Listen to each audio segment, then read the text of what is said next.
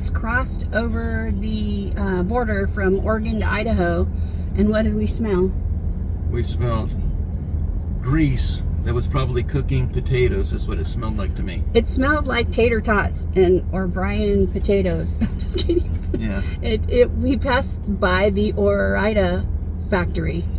Huge. I was on both sides of the freeway, and I never realized that Ore-Ida is Oregon, Idaho. Potatoes. It smelled so good. Yeah.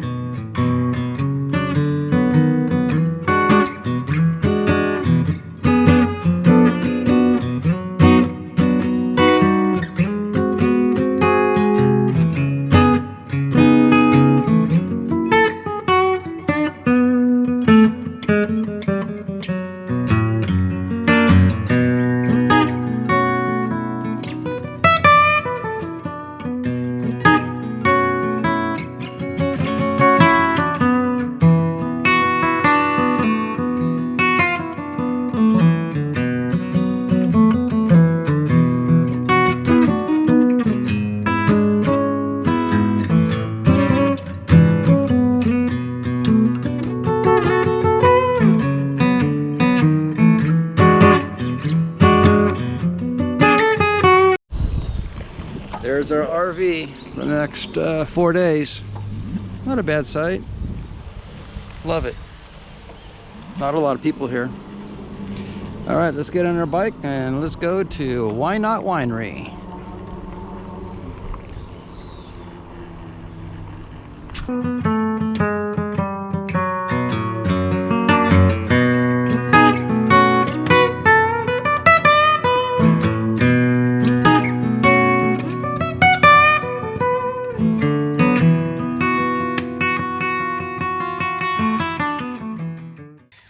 We're at 3 Island Crossing in Idaho.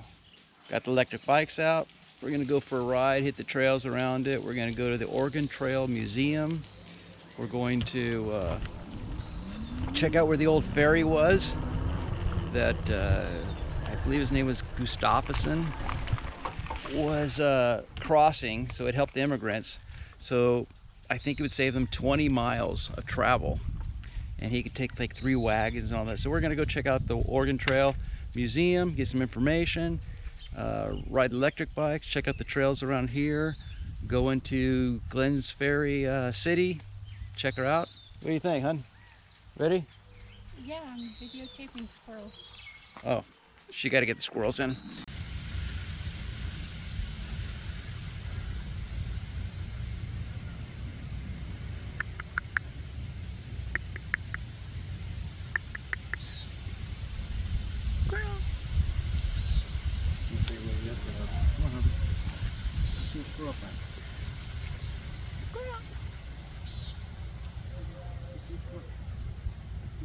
Nope, I'm out.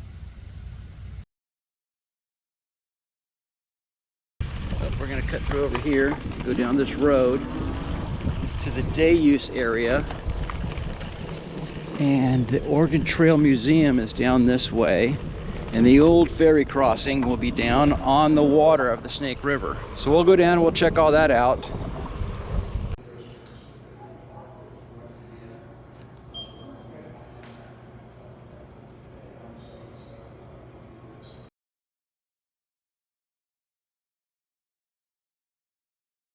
At least 2 pairs of oxen were needed for the trip, with as many additional teams as the family could afford. Horses were expensive and unsuited for heavy, long-distance hauling. 1 out of every 10 immigrants who risked the trip died along the way. Oh, there's the Snake River. So they would come down across the hills on the other side there. And at the right time of the season, the water would be lower in some areas, and that's usually where the islands were, down there. So they would camp out there for a couple days, and the leaders of their wagon trail would try and come across different areas, and they would depend on the Indians to let them know where to go across. And then while they're camping on this side, the Indians would swim across, and they would trade salmon or trout and information for some belongings, like maybe a shirt, buttons. But this was a place where they actually came together for a few years. They worked together to get across and showed them their ways. Let's walk this trail here. See if it can take us a little west from the state park.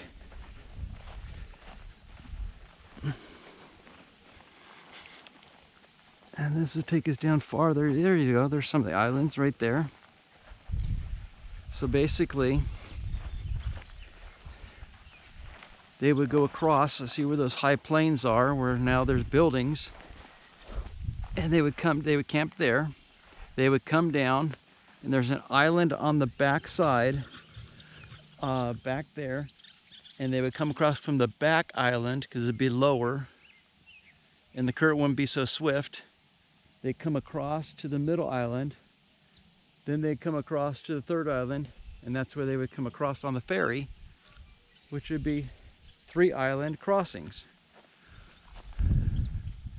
So you can see how wide it is. So at certain times of the season, much lower, and that's where they cross. Right over there where it's green is where they would cross to the first island, to the second island, to the third island, and then cross across here. And that would save them about 20 miles of travel, and it'd make it a lot easier for them to go to Fort Boise.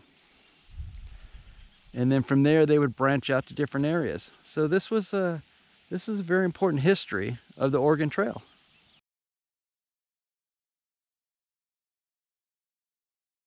Harvey, it's a travel day. You excited to go traveling? No. You excited, Harvey? No. All right, let's go. I love me a working man.